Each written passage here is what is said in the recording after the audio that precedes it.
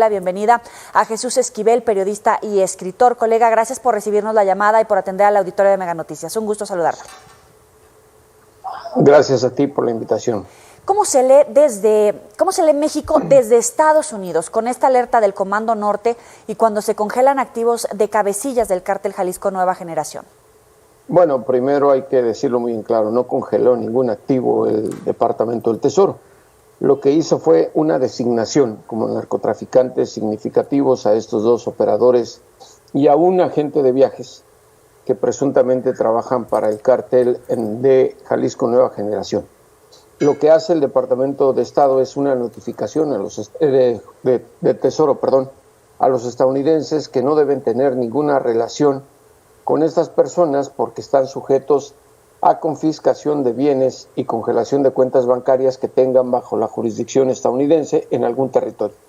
Y no tiene ninguna, es básicamente una alerta que le mandan a México, decir, los identificamos y ustedes tienen que operar al respecto porque se encuentran allá. Pero no solo eso, hay que decir, Joely, que los señalaron como presuntos autores intelectuales del asesinato del exgobernador priista de Jalisco, Aristóteles Sandoval, y en contra de la vida del secretario de Seguridad de la Ciudad de México, Omar García Harfuch. Por eso es que tomó relevancia la noticia de esto. Ahora, lo que mencionabas del Comando Norte, lo dijo en una conferencia de prensa en la cual, hay que decirlo, no es la primera vez que se menciona el control territorial que tiene el crimen organizado de México. No sé si recuerdes que cuando Barack Obama era presidente, Janet Napolitano, la que era secretaria de Seguridad Interior, del Departamento de Interior de los Estados Unidos, en varias ocasiones decía que México era un estado fallido porque había territorios totalmente controlados, en ese caso por el cártel de Sinaloa, y a Felipe Calderón se le cortaba hasta la borrachera cada vez que lo decía. Porque salía a decir que lo que señalaba Estados Unidos no tenía ninguna evidencia. No podemos decir que en México el crimen organizado no está intimidando a la sociedad, lo ha venido haciendo desde la descomposición, con la guerra militarizada contra el narcotráfico. La magnitud que maneja el Departamento de Defensa a través del jefe del Comando Norte, creo que debe leerse en la magnitud como la ven los sistemas de inteligencia del Pentágono, que son muy distintos a los de la DEA, del FBI, de ICE o de CBP. Y eso debería llamar la atención porque justamente en las oficinas del Comando Norte, que se encuentran en Florida, hay incluso elementos de las Fuerzas Armadas de México colaborando. ¿Y cómo se lee la respuesta del gobierno mexicano? Porque bien hacías una comparativa con el gobierno de Barack Obama y ahora te lo pregunto, ¿todavía existe esa suposición de un debilitamiento del Estado o de un Estado fallido durante esta administración? Mira, nadie lo ha dicho así, pero el simple hecho de que te muestren porcentajes de control territorial por parte del crimen organizado, te están diciendo lo mismo. Puede ser un eufemismo si tú quieres manejarlo así. Hasta donde yo tengo entendido, no hubo una respuesta oficial del gobierno mexicano a lo señalado por el Comando Norte.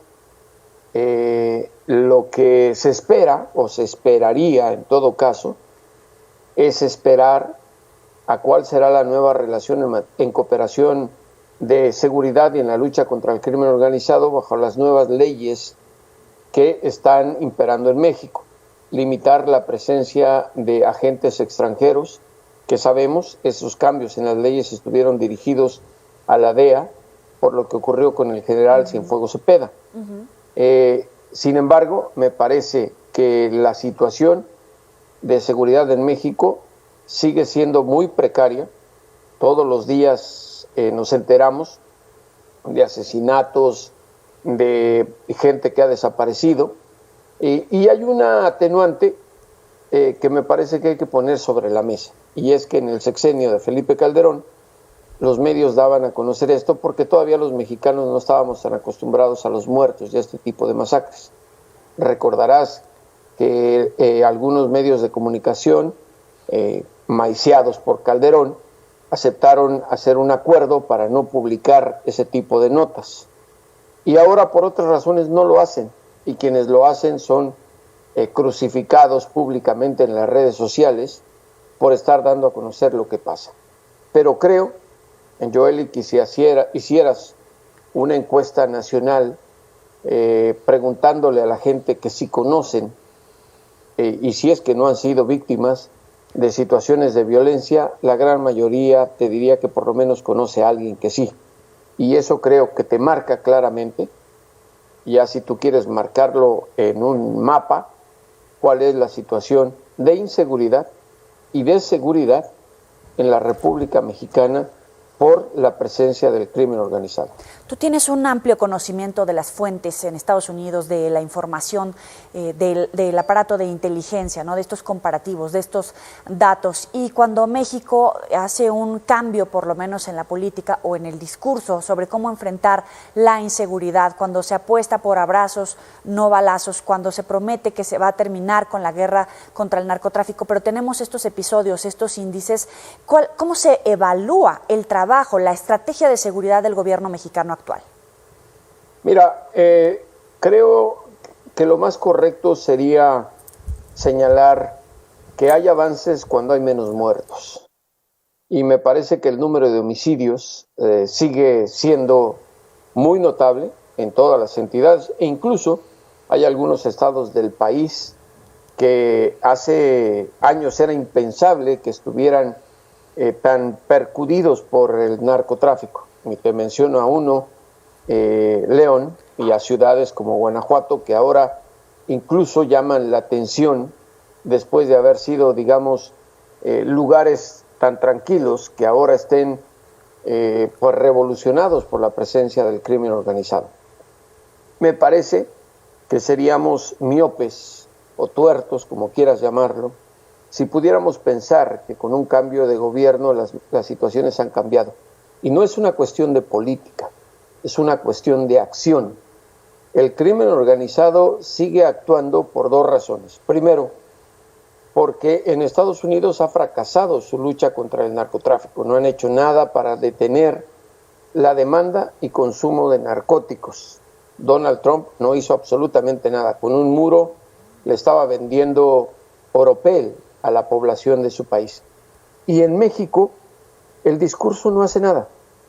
Me parece que, y yo sé que esto me va a costar críticas y a mí no me interesa en ese sentido, pero el hecho de haber dejado escapar a Ovidio Guzmán López, o que se saliera con la suya después de que ya lo habían ubicado, no detenido, pero lo tenían bajo custodia, envió un mensaje equivocado al crimen organizado. Abrazos, no balazos, ya no es una política que puede estructurarse en México, porque estamos viendo el tipo de situaciones tan violentas que ocurren.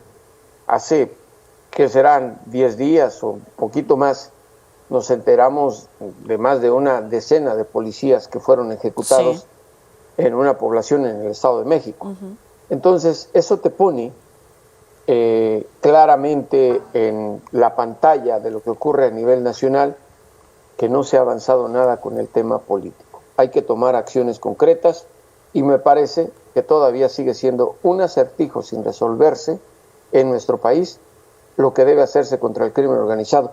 Pero aquí no hay que exonerar a Estados Unidos, porque es más culpable que México, porque lleva muchísimos años de no hacer nada en un tema de salud pública y de educación que es la demanda y consumo de narcóticos.